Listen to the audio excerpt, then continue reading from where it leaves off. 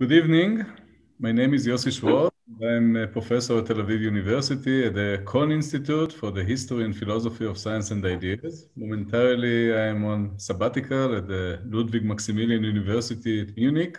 So like all other speakers today, I'm also taking advantage of the new technology to participate from afar.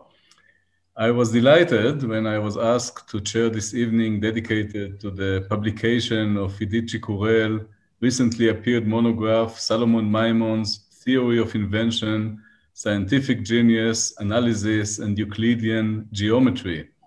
It is most festive event for me because Edith work was prepared at my department, the Kohn Institute, directed by one of my colleagues, Professor Gideon Freudenthal, and because I had many opportunities to cooperate with Edith and encounter different aspects of her research. Our time is short, so I won't take much of it before presenting the first speaker. Allow myself a few words on the evening's discussion topic.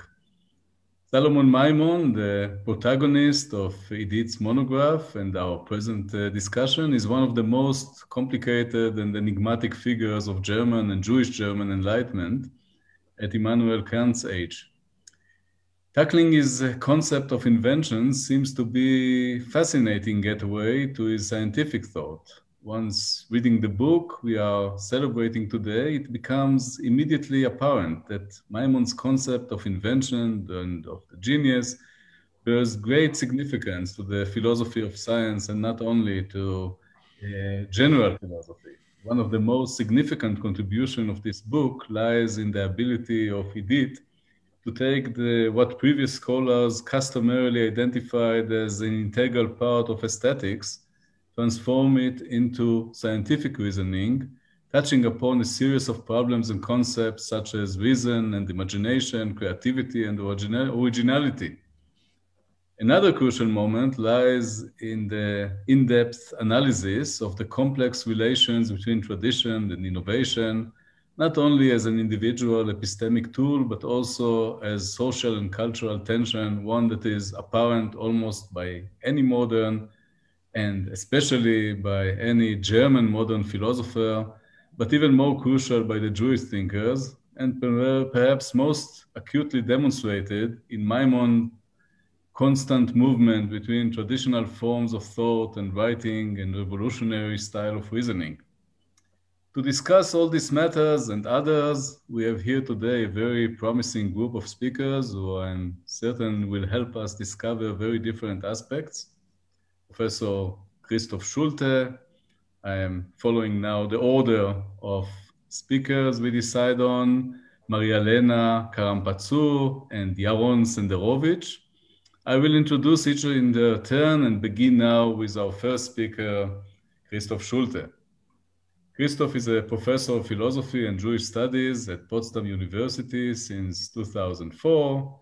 He is the author of many studies dedicated to the German and German Jewish Enlightenment, among which I will only mention Radical Böse, Die Karriere des Bösen von Kant bis Nietzsche, first appeared in 1988, Die jüdische Aufklärung, Philosophie, Religion, Geschichte, 2002, Zimtzum, Gott und Weltursprung, 2014, Von Moses bis Moses, der jüdische Mendelssohn, Hannover, 2020. Christoph is also the editor of 2 volumes dedicated to Leibniz und das Judentum and Isaac Euchel, der Kulturrevolutionär der jüdischen Aufklärung. The title of his talk today is A Pathology of Invention. So please, Christoph. Thank you for this introduction. I entitled my paper and my comment A Pathology of Invention due to the title that Edith Chicorel gave her book, Shlomo Maimon's Theory of Invention. And I constantly refer my comment, of course, to Edith's title by describing this pathology of invention. Shlomo Maimon defines invention in the broader sense as, I quote, to bring out unknown truth out of known truth, following secure methods. That's a quote from Das Genie und der methodische Erfinder, published 1795 in Berlinische Monatsschrift. I repeat, to bring out invention in the broader sense is, quote, to bring out unknown truth out of known truth, following secure method. Edith Chikurel's book, Salomon Maimon's Theory of Invention, analyzes Maimon's concept of scientific genius and scientific invention using the paradigms of analysis and Euclidean geometry. Natural science makes discoveries and not inventions, Maimon explains. Only in mathematics real inventions occur. Alas, in his autobiography, Salomon Maimon's Lebensgeschichte, published in 1792, the first volume, and 1793, a second volume, in his autobiography, Maimon renders, among many other things, a pathology of invention too. He describes early modern Judaism as an artificially created religion of, quote, rabbinismus, distorted by an, quote, artificial method, künstliche Methode. The rabbis permanently invent, Maimon uses the word erfinden, like in his other treatises, erfinden, invents new laws which are only superficially and randomly connected to the old laws of natural religion and Torah. This suggestion of Maimon's is a radical critique of religion, and especially of rabbinical Judaism. Why radical? It is radical because to invent religion means the human reason is the source of religion. It's not a supernatural revelation that brings Judaism into being, not, as Mendelssohn put it, the historic event of Moses receiving the Torah on Sinai. Maimon is a Kantian, and he speaks of religion as an invention of man's reason active in religious beliefs and practice, postulating religious rules and doctrines. Salomon Maimon is not the only Jewish Kantian to do so. In the year 1792, the same year when the first volume of Maimon's autobiography was published, that is, and I quoted all what I quoted now from the first volume. So in the same year of 1792, the young Jewish Kantian Saul Ascher published in Berlin his book Leviathan, where he treats Judaism as a product of the Jew's practical reason and its beliefs. A year later, in 1793, when the second volume of the autobiography of Maimon was published, the Jewish Kantian Lazarus ben David, then living in Vienna and a friend of Maimon, printed his book Etwas zur Charakteristik der Juden, in English, some words about, in order to characterize the Jews. In this book, he interprets the genesis of rabbinic, the genesis of rabbinical Judaism and the genesis of halakha as an overcompensation of guilt feelings of the rabbis because of the destruction of the Second Temple. Halakha is all a human makeup, the playground of rabbinic phantasms and inventions to be abolished in the Enlightenment era. All of these three young Jewish Kantians agree on one point, namely that rabbinic Judaism, its doctrines and laws, are a product of practical reason.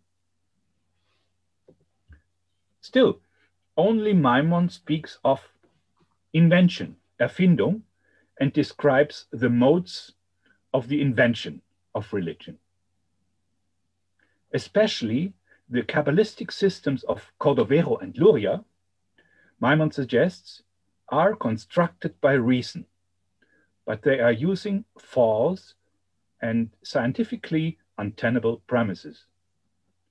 According to the above-mentioned definition of invention, the rabbis bring out artificial truth out of known truth and laws following superficial methods. This pathology of invention, namely the invention of religion, is called by Maimon an art to rage with reason. In German, eine Kunst mit Vernunft zu rasen. That's a quote. An art to rage with reason. It leads the Kabbalists to the construction of Kabbalistic systems which are not irrational, but rather, quote, systematic science.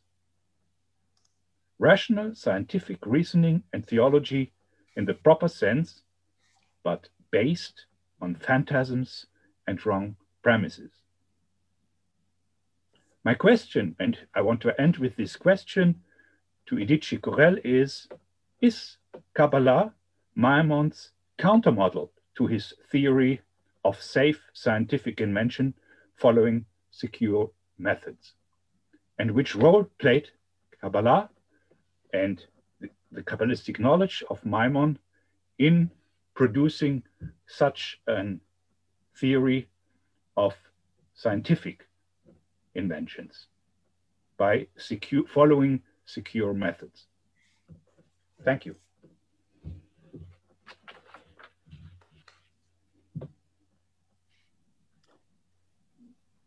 Thank you, Christoph.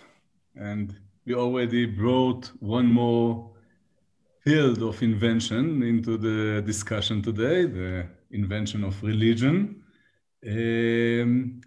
And with that in mind, we will continue to our second speaker, Maria Elena Karampatsu.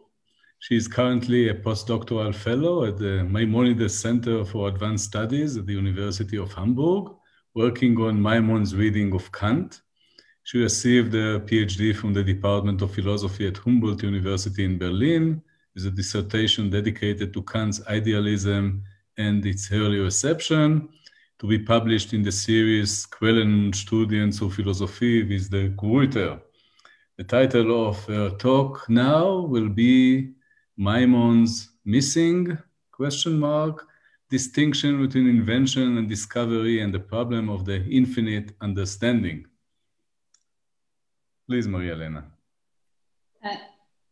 Thank you, Lars, for the introduction. I think I'll try to share my screen now. Just give me...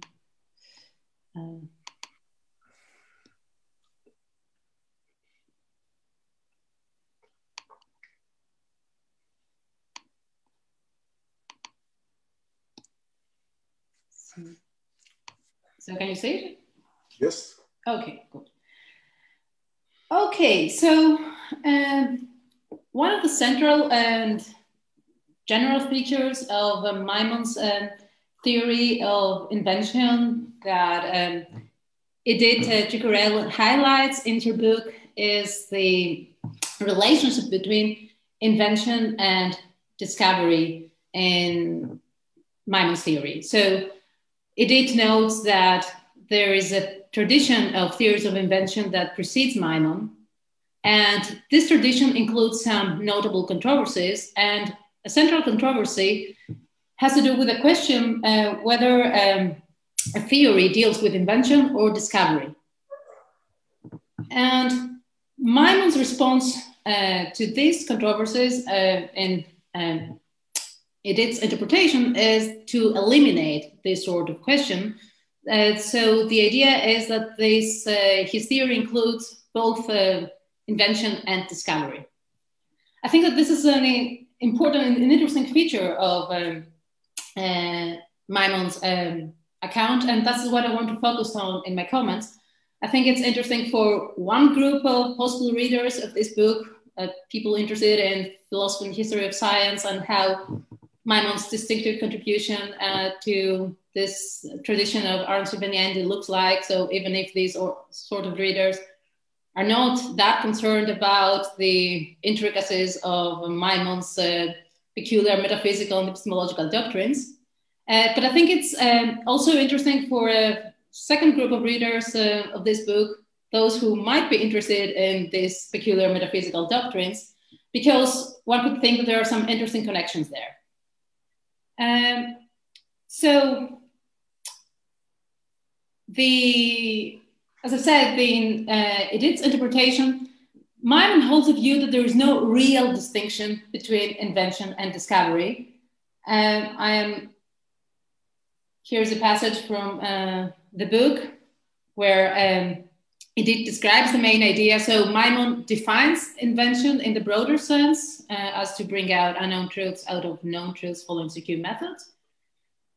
This definition emphasizes the notion that we arrive at new knowledge by using methods and not by mere chance. But in the narrow sense, Maimon based the difference between invention and discovery on whether the new knowledge that arises is an object or an attribute. To invent is to present a priori a new object, whereas to discover or to find is to ascribe a priori a new attribute to an already given object.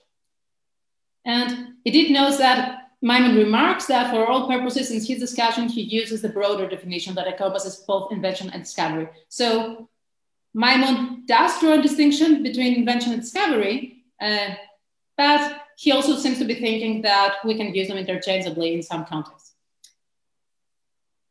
Now, one could say that this is a puzzling feature of Maimon's theory, because intuitively, we would say that there is a clear-cut distinction between invention and discovery. So normally in our everyday language, when we distinguish between discovery and discovering and inventing, and the idea seems to be that in discovering you detect something that is already there, whereas in inventing you somehow produce the object. So you discover America or the laws of nature, but you invent a machine or an excuse. So that's a very intuitive distinction. And given this distinction, one could perhaps expect that Maimon has to give us a theory of invention and a separate theory of discovery, each with different methods. And it notes that one could think that there is something missing there in Maimon's theory. So she does discuss the question that there might be something puzzling there. And she gives also an explanation for that. And the explanation is that we might need to link Maimon's views on invention and discovery with some very characteristic views he holds with respect to the infinite understanding.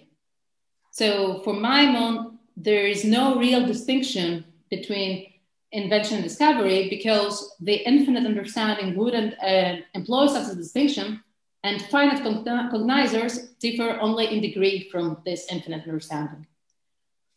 So what I want to do in the rest of these comments is to raise some questions with respect to both claims. First, the claim that there is no real distinction between discovery and invention, according to Maimon. And second, also with respect to the role that the infinite understanding plays in this distinction. So it's important to note that there is some complication in the Maimonian terminology. So in the passage that we just saw where he draws these distinctions between invention in the narrow sense and invention in the broad sense, the verbs he uses are erfinden for invent and finden. So finden is the German finden is the verb that Edith has rendered as discover. But one could think that normally there's also a further word for discover, and that's entdecken. So well, perhaps to say, okay, it's fine to say that finden is discovered, but then there's also discovery proper, call it discovery proper, and that's entdecken. And if you draw these distinctions, then you might think, okay, we could have a threefold distinction. There's conceptual space for a more complicated view where you say, yes, there is no real distinction between invention and discovery in the sense of finden, finding, but there is a real distinction between invention and discovery proper in the sense of entdecken. And also, if one thinks about how Maimon motivates the idea that there is no distinction, I mean, the examples he discusses are more mathematical examples, whereas as I introduced a very intuitive distinction about discovery as something, detecting something out there, it would normally be motivated by consideration with respect to the empirical realm. So it seems that there is conceptual space for this view. And then Maimon himself seems to be drawing some sort of distinction. It's this passage that Christoph Schulte also just called attention to. I'm just quoting the first one. Natural science achieves at best discoveries and entdeckungen, but no inventions of Finland. Only pure and applied mathematics can legitimately lay claim to inventions. And a similar passage, physics, not applied mathematics achieves discoveries, but no inventions. Therefore, we can only abstract methods of invention from the procedures of the faculty of cognition with respect to the actual inventions in mathematics and postulate them for general use.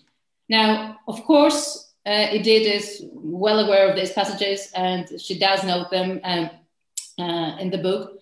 But I still think that because there is no explicit discussion of how this works, this threefold distinction, I think it would be very interesting to hear a bit more on how, on her view, this threefold distinction works. So would you, for example, Edith, agree that there is a real distinction between invention and discovery proper? And a further question would be, what does Maimon has to say about discovery proper? And if he doesn't have a lot to say, is there an interesting philosophical reason for that? That would end. And also a further question is how all this relates to this tradition. Is it something that he shares with the Risk tradition or something that sets him apart? And I think it's important also, I think it's an interesting question how the tradition treats this issue, because, I mean, when you first hear that there is a collapse between the distinction between invention and discovery, that sounds like a counterintuitive view, and it makes sense to try to appeal to Maimon's perhaps extravagant metaphysical doctrines to explain this. But if it turns out that the view is perhaps less radical because there's also the discovery proper, and then one might think that it's innocuous enough to be able to be explained even without appeal to these metaphysical doctrines. And perhaps for some people, it would also be considered to be an attraction of the theory of Maimon's philosophy of science if we didn't have to saddle it with all these metaphysical doctrines about infinite understanding. So that was part of the question. But, and that's the last point I want to make, I also share the intuition that perhaps it's not so easy to really disentangle these Maimonian metaphysics and epistemology from what's happening here. But even if we agree that very distinctive metaphysical Maimonian views are at work here, I still think that there might be different options. So I wanted to sketch such an option and ask Edith how she views matters. So, as I said, as I understood Edith's interpretation, there is no real distinction between invention and discovery in the sense of finding, and the explanation appeals to Maimon's views on the infinite understanding. So, the view is that the infinite understanding, thank God, I guess, doesn't employ this distinction. And this connects to tradition of thinking of the infinite understanding as an understanding which is not given the objects, it's given its objects from the outside, because that would be a form of limitation. It's a sort of understanding that really produces its very object by thinking. And that's the important second claim of Maimon that is characteristic. Maimon thinks that there's a sense in which finite cognizers differ only in degree, but not in kind from such an understanding. This all sounds like a quite optimistic view about the ability of human epistemic agents to find truth in a certain domain. So if we really wanted to describe it as with a slogan from Maimon scholarship, that would be a more rational dogmatist interpretation of what's going on there. But one could think that perhaps also a further feature of Maimon's views on the infinite understanding can be of relevance here. And I was thinking about this Maimon's treatment of discovery proper and Decan. So one could be tempted to think that the reason Maimon really focuses on invention and not discovery proper is that perhaps you might think that we lack the ability to find truth in this domain. And this again would be a more pessimistic view, and the slogan would be it's empirical skepticism. So I would be interested to hear what Edith thinks about this second option. So whether she thinks that there's something like that is going on there, whether she thinks that it's compatible with the overall account she gives us. Because there is the question as to how these components of Maimon's signature position, this, as Maimon's called it, rational dogmatism and empirical skepticism, is a matter of considerable controversy in Maimon's scholarship. And it's a controversy I don't want to take a stand on right now, but I think that it's noteworthy, and that's my concluding remark, that some controversies that refer to this question of how to interpret Maimon's views on the infinite understanding, the combination of rationalism and skepticism he advances, or the role of this so-called theory of differentials, these sort of controversies seem to resurface in the discussion with respect to invention and discovery. And I think that's interesting. It's interesting because it shows that it's how we view these matters. I mean, the role of the infinite understanding might affect the way we understand the distinction between invention and discovery, but also vice versa. It shows that understanding better Maimon's theory of invention can really shed light to these more traditional debates of Maimon's scholarship. And yeah, and I think this shows why this book can be of interest for both people that are more interested in Maimon's philosophy of science, but also those who want to get a better grasp on Maimon's metaphysics and epistemology. Thank you.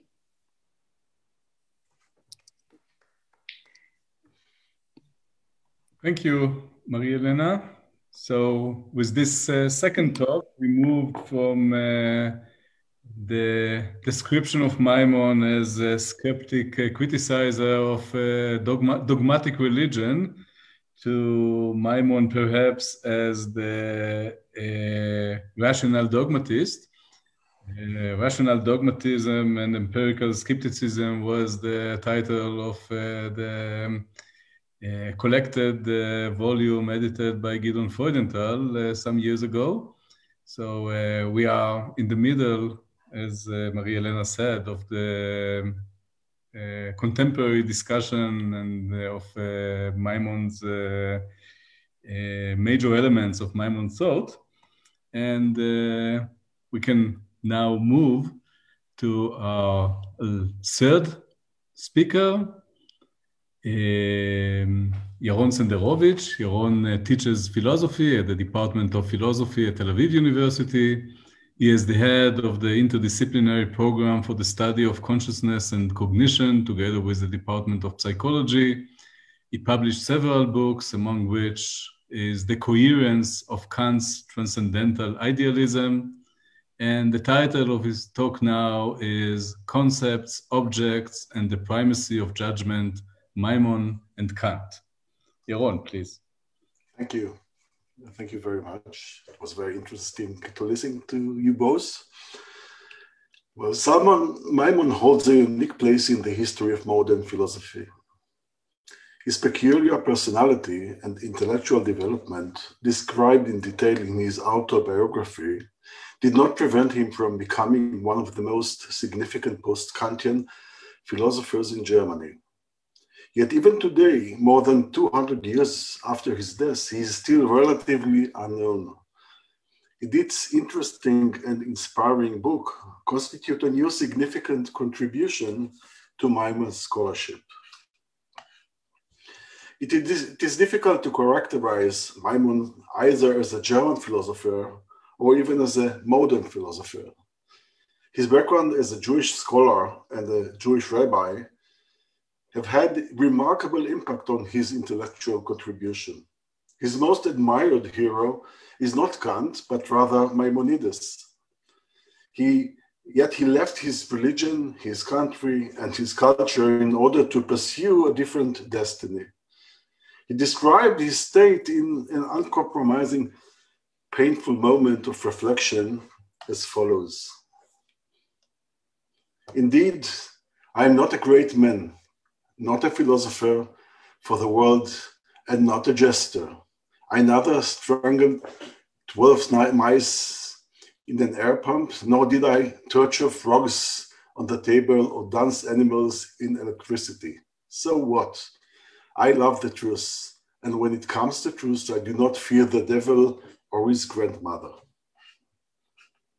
Maimon describes the clash between his philosophical motivation and his personal condition in a remarkable passage in his letter to Goethe. My circumstances are quite well known. This was after he published several books, of course. He was already well known in Germany. They are just as circumstances of a man cannot otherwise be, who has no fortune, no profession, who practiced no business or trade, who truthfully fell in love with philosophy, wedded himself to it without first considering how he would support himself and philosophy. My first encounter with Maimon philosophy was, I believe, in Professor Gideon Freudenthal's Edith supervisor's seminar on Maimon. If I'm not mistaken, this was Gideon's first seminar on Maimon. I still cannot think of Maimon without envisioning Gideon's painstaking, fruitful attempts to bring Maimon's philosophical contribution to the foreground of our philosophical image of modern European philosophy. Since then, Gideon relentlessly and enthusiastically continued to investigate a variety of aspects related to Maimon's writing. Edith's new book is dedicated to an important topic in Maimon's philosophical contribution, his theory of invention. It contains detailed, comprehensive interpretation of this issue, probably the most thorough interpretation we have at our disposal. Edith's book is based on good scholarship and accurate philosophical insights.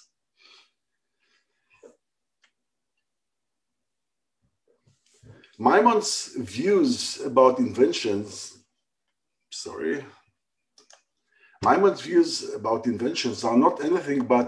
anything but a side issue in his philosophical contribution. They in fact address a domain of epistemic phenomena that overlaps to some extent with the domain of Kant's account of synthetic a priori knowledge, although Maimon wishes to spell it out in different terms. The differences between Maimon and Kant's ways of addressing this topic reflect, I believe, the deep philosophical differences between their theories, and Edith's interpretation is very helpful in bringing this out. It is not entirely clear whether what Maimon has to say about invention really amounts to a theory in the full sense of the term. If I'm not mistaken, Edith also shared this view. And I'm asking her if this is indeed so. Moreover, as she points out at one point of her book, it is not clear how Maimon distinguishes what the term discovery means for him from what the term inventions mean. This we heard in the previous lecture quite well. As Edith points out, Maimon officials' view seems to be that to discover is to attribute a new property to a given object, and to invent is to present a new object. Nevertheless, as she adds, the differences between these two ways of expanding knowledge is, according to Maimon, merely subjective. To be sure, this claim is quite similar to Maimon's claim that the differences between analytic and synthetic judgments is merely subjective. That is, it is marked as a difference only from the point of view of finite understanding.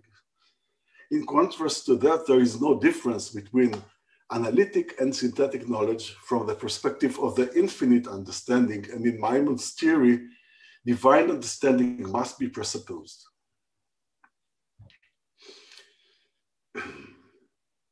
Since in Maimon's theory, the perspective of the infinite understanding is a primordial ground for assessing any claim to knowledge, discovery and inventions are merely human kind of epistemic phenomena. As is well known, Kant read at least parts of Maimon's first book that he received from his friend Marcus Hertz in the spring of 1789. It should be recalled that in 1789, Kant was involved in a controversy, very furious controversy, with Eberhard, the editor of the Philosophisches Magazine. He could not have failed to notice the similarity between some of Eberhard's arguments and Maimon's arguments. Yet in contrast to his furious published reaction to Eberhard, in his letter from May 26, 1789, to Hertz, Kant recognized that, and I quote, "None of my critiques understood me and my main questions better than Herr Maimon," end of quote. Please do not mistake these claims. Kant does not accept Maimon's theory. He indeed recognized that Maimon's quid facti and figures questions are similar to his questions, and yet deep philosophical differences divide their theories. I believe that there are, in Edith's interpretations of Maimon's account of invention, reflected, I believe that Edith's interpretation of Maimon's account of invention reflects these differences. Let me briefly exemplify them by means of one example.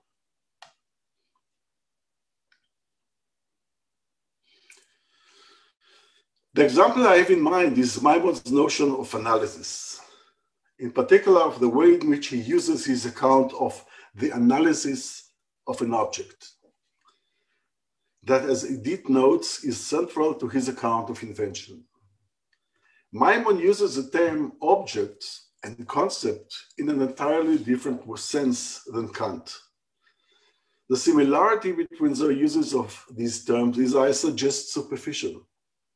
As Edith points out, the analysis of an object is based on adducing a predicate immediately from the object.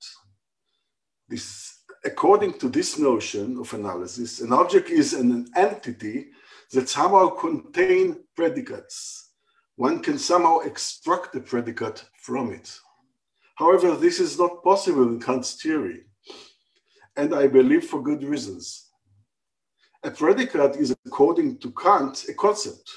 And the concepts are general representations and I emphasize the term representation here, that refer to objects only mediately by unifying intuitions in the immediate and singular representations. Concepts are predicates of possible judgments. They are epistemic entities that have logical forms. They are functions of unity of consciousness. Kant's whole theory is based on this conception of concepts. that is, on what one can characterize as the primacy of judgment. Concept can refer to objects only in the context of judgment. This is Kant's context principle that somehow parallels Frege's context principle. Sorry. In other words, in Kant's theory, to suppose that an object can contain concepts is a category mistake. One should not confuse the claim that concepts can be true of objects with the claim that objects contain concepts. This brings us to Maimon's use of the concept of construction. If I'm not mistaken, he believes that at least one type of an analysis of an object consists in constructing a representation in an intuition. This claim seems to be similar to Kant's view, according to which mathematical concepts are constructed in intuition, and that, say, geometrical proof is carried out. Geometrical proof is carried out on figures presented in intuition. However, this is again merely a superficial similarity. In Kant's theory, concepts are correlated with rules. Rules of constructions are schemata. The presented figures are merely images produced by these rules. As Kant notes, and I quote, in fact, it is not images of objects, but schemata that ground our pure sensible concepts, end of quote. Moreover, the constructed image is merely a representation of an object. And again, I emphasize the term representation here. The object itself must be given in sensible intuition. It is not a concept. It is rather that in the concept of which a manifold of intuition is united.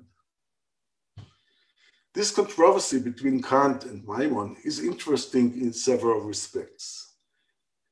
It primarily concerned the relation between logic or metaphysical logic, based on the structural feature of the discursive capacity to think, and the metaphysics of knowledge and of the world that aspires to place the all-too-human metaphysical logic within a viewpoint of infinite understanding.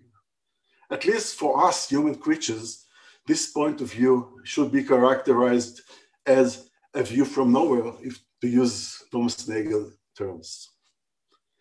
I believe that it pursues her goal in a fruitful way.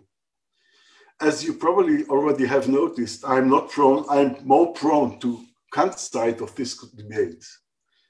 Kant's account of our capacity to judge and to have objective knowledge is indeed limited to the human kind of understanding. Nevertheless, it seems to me that by finite creatures, this is the only kind of understanding we can really grasp. Edith's well-argued book helped me to grasp where Maimon's theory is led astray.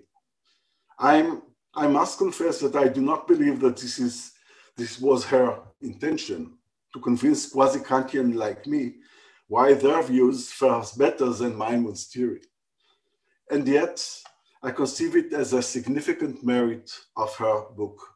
It should receive the attention of any scholar interested in these topics. Thank you.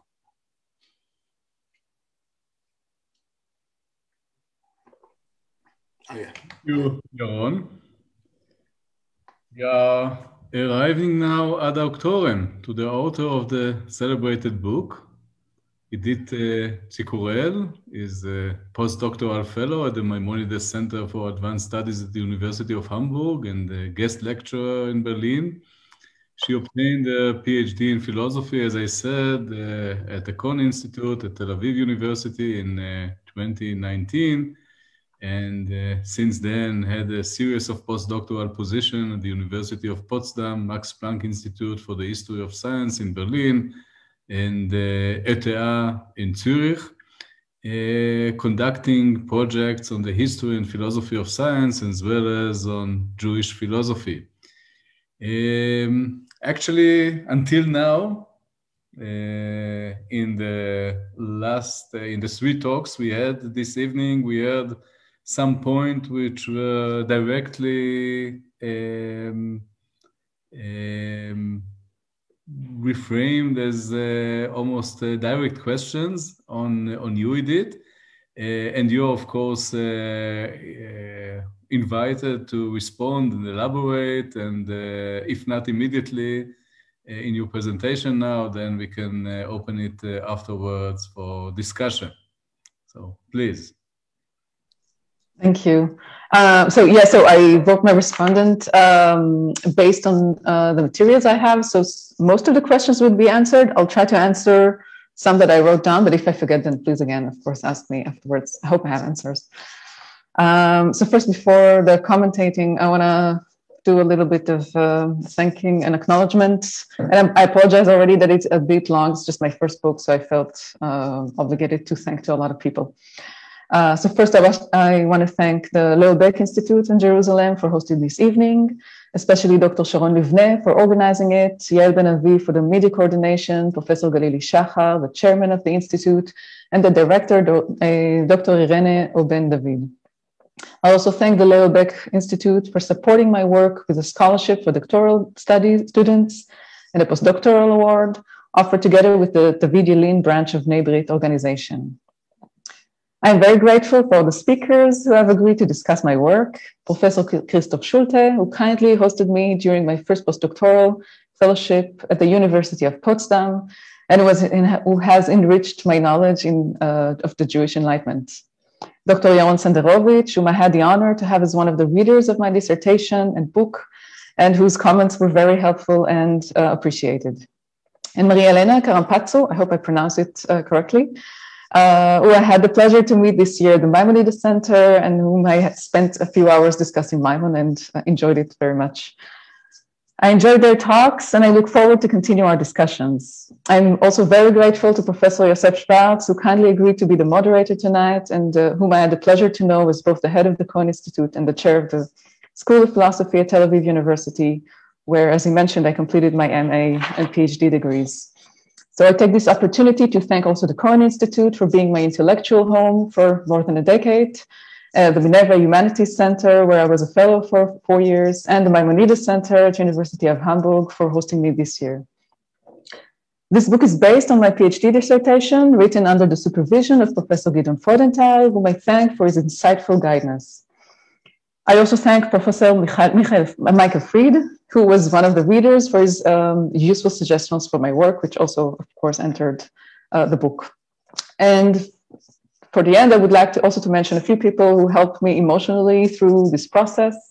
My partner, Stefan Zwiers, for his encouragement, Igla Lavi for the support and reading texts, my nephews, Tamar and Itai, for making me laugh when needed, and last but not least, my parents, Miriam and Chaim Chicurel. I wholeheartedly thank them for the boundless support.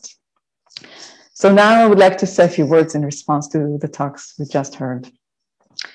So first, I was really surprised and happy to hear Christoph Schulte's talk on Maimon's thought on invention in regards to the Jewish religion and the Kabbalah. It is an aspect of invention that I did not refer to in my work. And after listening to him, I realized that such a comparison between invention in the sciences with the Kabbalah can enrich the discussion on Maimon's thought on invention in general. Mostly, I find that it emphasizes Maimon's approach to invention as a rational process. I agree that the invention of new laws by rabbis after the completion of the Talmud is not guided by reason, but rather is described by Maimon as, quote, building intellectual castles in the air, end quote. These inventions are considered by Maimon as nonsensical, since they are not the products of reason or the faculty of understanding. And therefore, these laws, which are meant to connect what he calls natural methods with the artificial one, do not fulfill the criterion for what consists a law, that is, the use of reason. The ways these laws or truths are extracted are not secure methods either. In regards to the Kabbalah, indeed, at the time he wrote his autobiography, Maimon called Kabbalah, a quote, an art of madness, end quote. Nevertheless, I wish to suggest that in the early stages of his intellectual life, Maimon's approach to this divine science was his knowledge that is in accordance with nature and reason. And so he attempted to present rational explanations of Kabbalah. He writes in his autobiography that these attempts made other Kabbalists upset, thus highlighting that Maimon's approach to Kabbalah as a science is quite unique. It is also not the only field of knowledge which he attempted to shed light of rationality on. He also attempted to describe parapsychological phenomena in a methodical manner. Maimon perceived the Kabbalah as a natural science concealed in fables and allegories. He successfully tried turning his literary knowledge to a rational knowledge, partly because he had little knowledge of the sciences. When Maimon begins learning the sciences, he writes that he does so, quote, not as they are veiled in fables, but in their natural light, end quote. Studying the science books has opened his eyes, making him believe he found the key to nature's secrets. Knowing now the origins of phenomena, such as storms and rain, he mocked the unlearned for their prejudice and superstitions, often offering to enlighten them with this new acquired knowledge. This mockery of superstition as a false belief that they convey objective truth appears also in his later work, such as in his philosophical dictionary, and becomes a current topic in his philosophy. He mentions his adventures in occultism with almost a scientific approach, as some kind of experiments. He seems to have held a rational approach also in his experiments with practical Kabbalah. When he attempts at becoming invisible, or when he speaks of the failure of the Book of Raphael kept in his house and preventing a fire, his failed attempts at learning the mysterious arts were experienced as real failures and disappointment. He did not rejoice at these failures, as one may expect an avid rationalist to do, but rather he either attempted to improve his practice or neglected it altogether. He did not agree with the preacher's explanation that his body is unable to become invisible, but rather concluded that this practice was false and that following this method does not lead to invisibility. That is, if it is not certain that this method will make him invisible, the method is false. The need to be able to find how truths are connected, or in the practical Kabbalah, how practices and their outcomes are connected, is a motive of Maimon's thoughts, and it appears already in his autobiography, where he writes, quote, whatever light I may receive, I shall always make it luminous with the light of reason. I shall never believe that I have fallen upon new truths, if it is impossible to see their connection with the truth already known to me. I'll try to answer, so I tried already to answer, I think, whether Kabbalah is a counter model for secure method.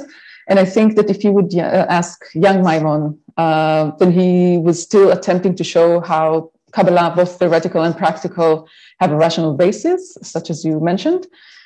But of course, at the time of the autobiography, then since you cannot show such connections, then he would not spend any more time showing it. So I think the parapsychological phenomena that he tried to show in the methodical methods were in 93, which were 2 years before he wrote his essays on invention. But of course, 3 years after he started writing on invention, his first published book, the Essay on Transcendental Philosophy.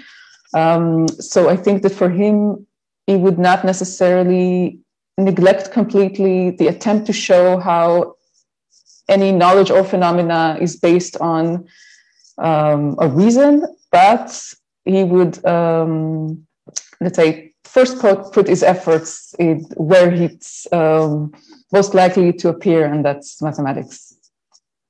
So I hope I answered. So now I turn to Maria Elena. I enjoyed Maria Elena Karampatsu's comments on invention and discovery and her questions regarding Maimon's use of different terms to convey both these processes. I understand where the confusion is coming from. It is a characteristic of Maimon's philosophy to define concepts in a broad and a narrow sense, a practice that is not very often used among philosophers. It is also common for him to use notion without explicitly defining it. And so a significant part of my work was to explain how all the different appearances of notions convey a systematic thought. Maimon has several definitions of invention, as mentioned here. Invention in the narrow sense is defined as presenting a new object a priori, whereas ascribing a new attribute to a given object. either as an a priori is discovery. Invention in the broader sense is formed in syllogisms, either as an analytic or synthetic process, and includes both invention in the narrow sense and discovery. Also, in Maimon's philosophy, invention has an even broader sense, that is, the introduction of something new. It could be the introduction of an object in experience, such as a telescope, or the discovery of a new planet, or it could be the invention of a new mathematical object, which is only symbolic cognition, such as the pure unit. This third notion of invention appears in Maimon's work, but not in the text explicitly devoted to his theory of invention. Moreover, invention is also defined by Maimon as two different kinds of logical analysis and also as synthesis. Therefore, when we speak of invention in Maimon's work, we need to specify which of these notions is using each time. Often he states that for all purposes in his discussions, he uses the broader definition that encompasses both invention and discovery. As for his use for the verbs erfinden, finden, and entdecken, to invent, find, and discover, I examined how he distinguishes between invention and discovery in the essay, A Short Exposition of Mathematical Invention. And there we see that Maimon uses the verb to invent to describe both new methods and new objects, such as the method of indivisibles and solutions to cubic equations, logarithms, and new machines, such as Newton's reflecting telescope. He uses, therefore, also empirical uses. He uses the verb to discover and entdecken to describe natural laws and phenomena, new properties of given objects, and new, already existing but unknown to that point, natural objects, such as the laws of impact, the progressions of light rays, new property of crystalline, and Saturn's ring. Accordingly, Maimon states that in the natural sciences, objects are discovered, and it is only in mathematics that new real objects can be invented. However, his use of the verb entdecken is not reserved for empirical inventions. For instance, he uses the verb in the context of discovering a concept and of discovering a spiritual path.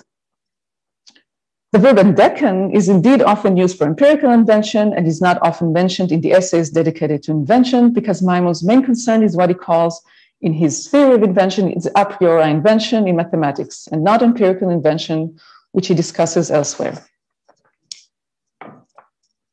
Before I go, I have one paragraph about the mathematical part. I just wanted to say that in relation also to the Ars Inveniendi tradition and why mathematics are not empirical invention in his theory of invention, which is, he wrote an invention all throughout his life, but he has specific articles, essays that he speaks about invention.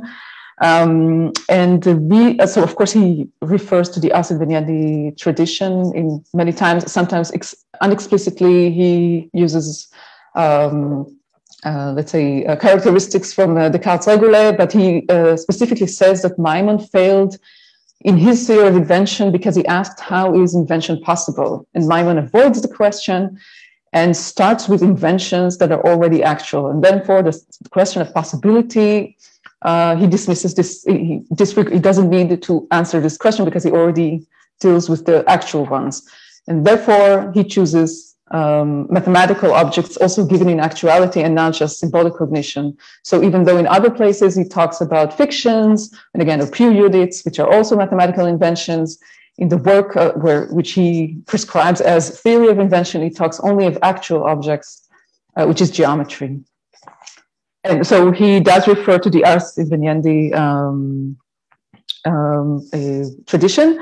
And as for in regards to the distinction between entdecken and erfinden, between discovery proper, like you mentioned, and invention, again, I don't see that he does it. I mean, he specifically says that they are only subjectively different and not objectively different.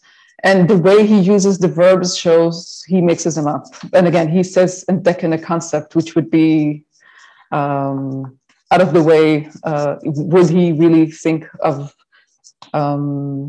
this clear distinction, a real distinction? So the mathematical part of his work, which is quite practical and includes 10 methods of invention designed to be applied on Euclidean geometry, is not discussed tonight. Nevertheless, this practical aspect of his work on invention is very important and consists of about half of Maimon's text and also mine. I won't go into much details on the topic, but I did want to mention that Maimon's mathematical methods of invention are similar to the problem-solving practices of Greek geometricians, especially Hipparchus' commentary to Book 1 of the Elements. Nevertheless, Maimon has improved upon these methods and at times offered an articulation of a method where only the practice was found, as is the case with the method of analysis of the object. These methods include analysis of condition, conversion, generalization, as well as logical analysis. I was happy to read Jeroen Centerovich's comment on how my book on Maimon made him more Kantian than ever. Since although I see myself as a Maimonian philosopher, I am aware that Maimon's work is not without fault, and I'm happy that it had some effect. Jeroen mentioned in his talk participating in the first seminar on Maimon's philosophy held by Jeroen Centerovich. Of course, my first seminars, discussions, and readings of Maimon's works were all with Professor Jeroen Centerovich as well. And as Jeroen mentioned, I remember the enthusiasm for Maimon's philosophy very well. I can only hope that more people will be captivated by the charm of Maimon's thought, even if it is to prove that they are a Kantian position.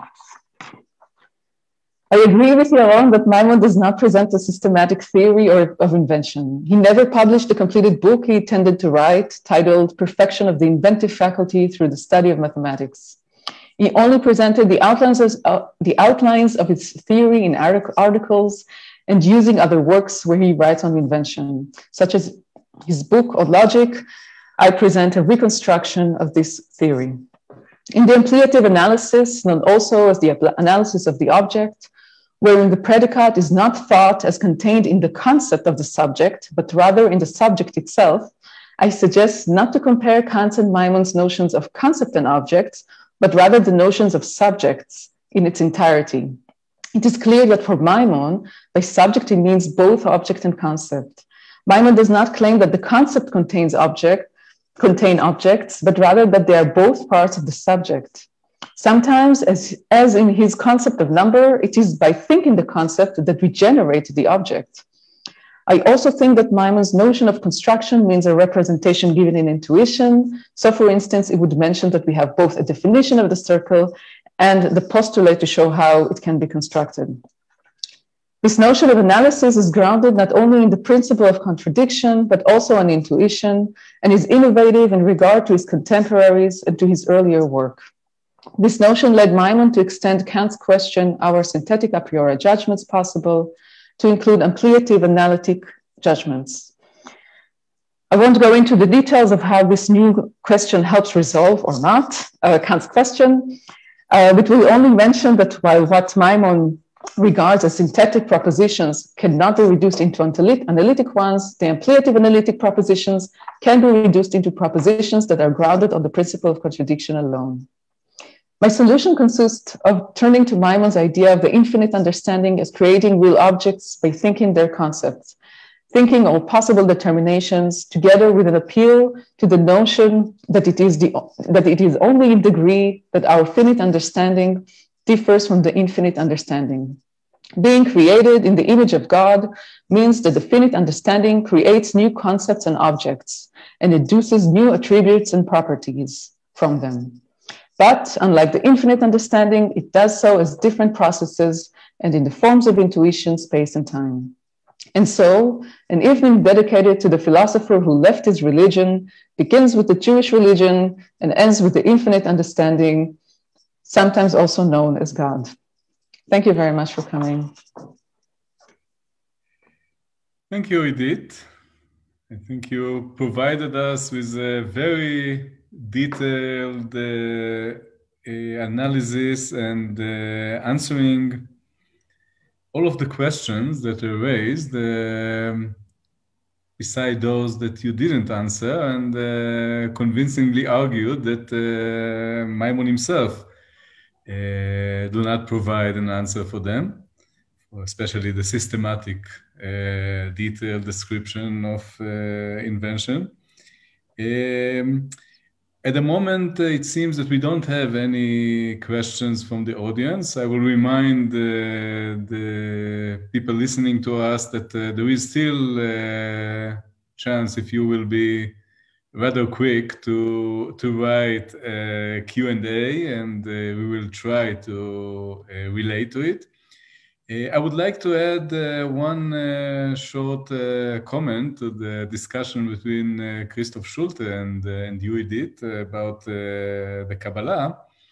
Gideon Freudenthal, who was mentioned quite often in the different talks, just published last year the long-desired edition of the Kabbalistic part of the Hebrew early manuscript of Maimon's Cheshek Shlomo, with a very detailed study of the details, and Gideon very convincingly shows that what a very young Maimon provide is actually a Maimonidean analysis of Theosophic Kabbalah, of the Theosophic system of Kabbalah, meaning that, as Jeroen said, is coming from with his greatest authority, certainly at that time, Moses Maimonides, and uses his philosophy in order to interpret, let's say, Lurianic, especially Lurianic Kabbalah and Cordovero. And but it seems, and here I agree with Edith, that the later Maimon, the author of the autobiography, and many other writings where he treat Kabbalistic topics, is much more influenced, or not less influenced, by German discourse of Kabbalah, which is spread over at least since the end of the 17th century, with Wachter and the Pantheismus Streit, and actually is learning, especially in his German writings, to talk about Kabbalah in notions which are much more in accord with German thought and European philosophic tradition, including Spinoza in the Pantheismus Streit, and many other elements. So I think that in that sense, it might be an easy explanation of the kind of a turn of Maimon's basic relationship toward the Kabbalistic materials. I still don't see any question from the audience, but maybe we can open the panel. I don't know how much you were convinced of the answer, so Christoph Schulte is the first to raise hand. Please, Christoph. Yes, Edith, thank you for your answer, but I think I wanted to make the point that there have been in the Haskalah movement severe criticism of the irrationality of Rabbinic Judaism, and especially of the Kabbalah. We have the critique of, let's say, Moses Hirschel or of Peter Beer, who speak about Rabbinic Judaism, Hasidism, and the Kabbalah like some sort of primitive tribalism, charlatanerie, frum enthusiasm, but it's all described as being merely irrational. And in the account of Maimon's autobiography, he not only has a strong defense of Hasidism and Hasidic Jews living in Eastern Europe being moral persons and rather rational persons. We have also the analysis of Maimon being one of the greatest philosophers ever, of Maimonides being the greatest philosopher ever. And we have also the account of Kabbalah, not as sheer irrationality, but as Kabbalistic systems being, and he uses the word system, being constructed by the rabbis with their reason. And this is not a sheer irrationality, this is rationality, but it's rationality with false premises and false conclusions.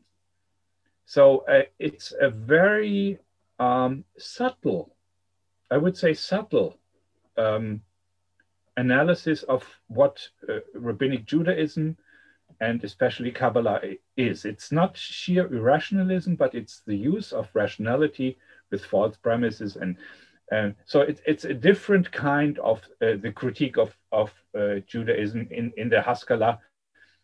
I think, Maimon is among all the Maskilim of his generation.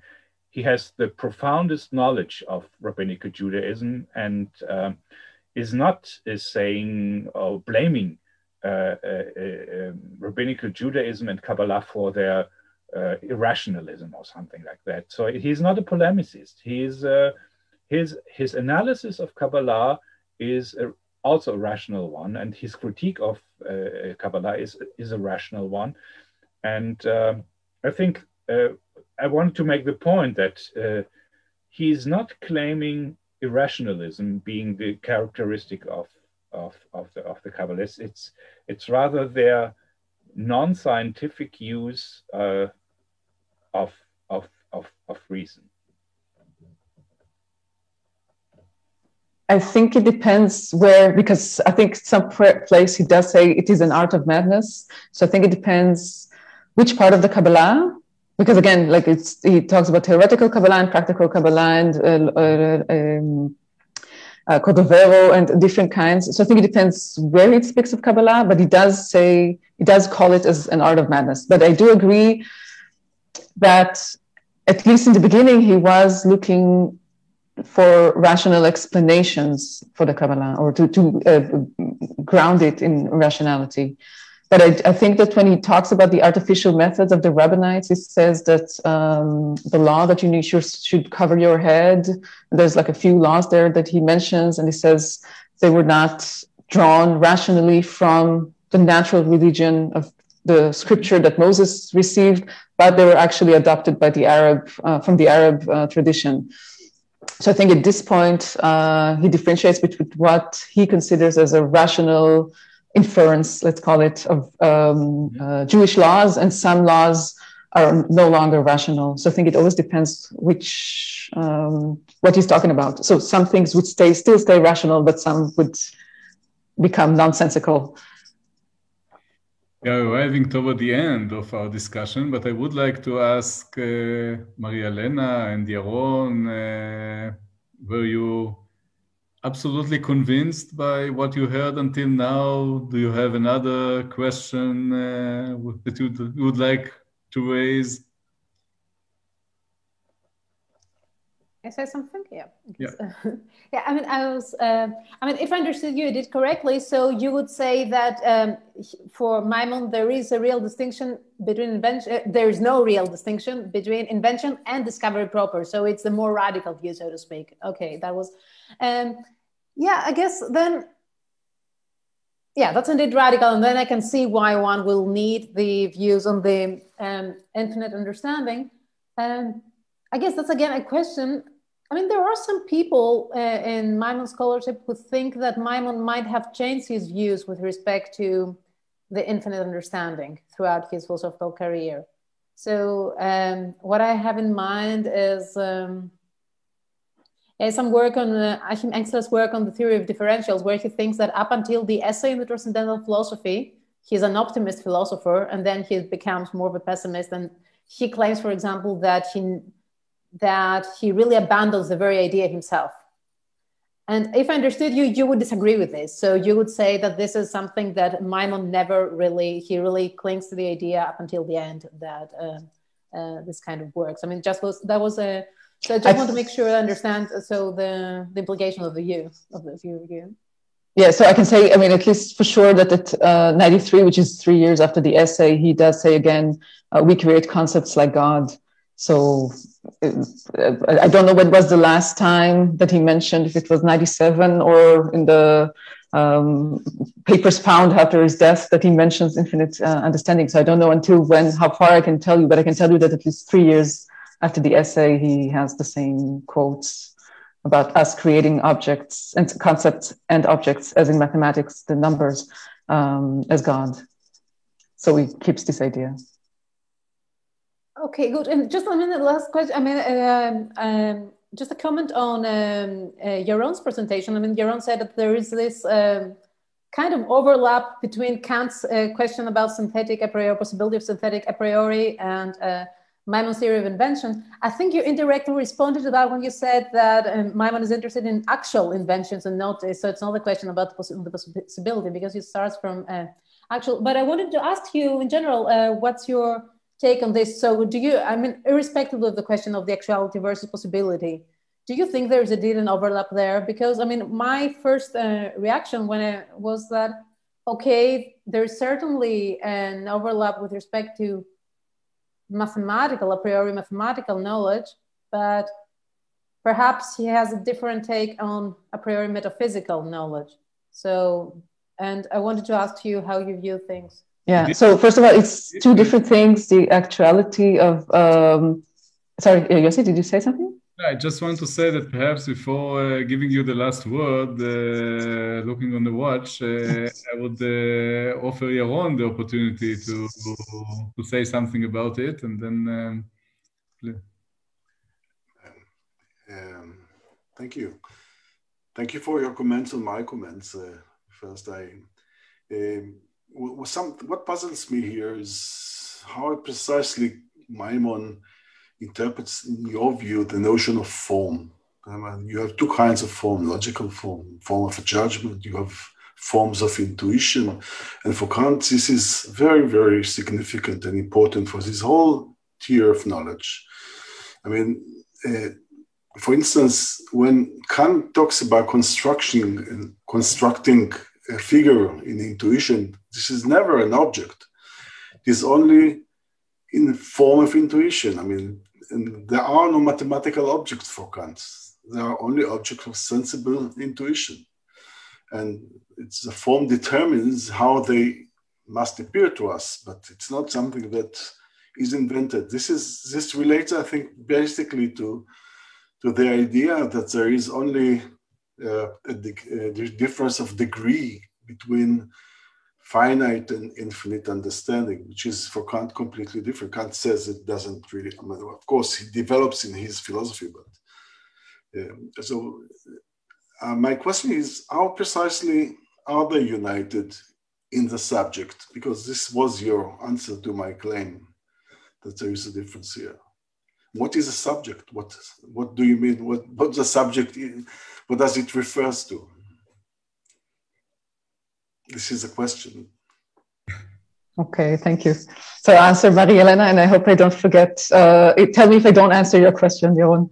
Afterwards also. Yes, I'm trying to remember now the Maria Elena's question. First of all, yes, in regarding actuality and possibility, it's two different things. So he deals with actual objects in order to avoid the question, is invention possible? It has nothing to do with are synthetic a priori judgments possible.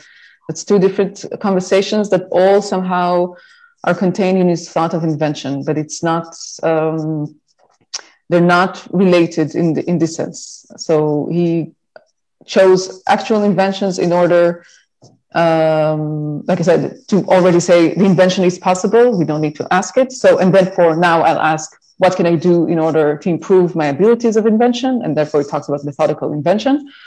And then he has his methods of invention.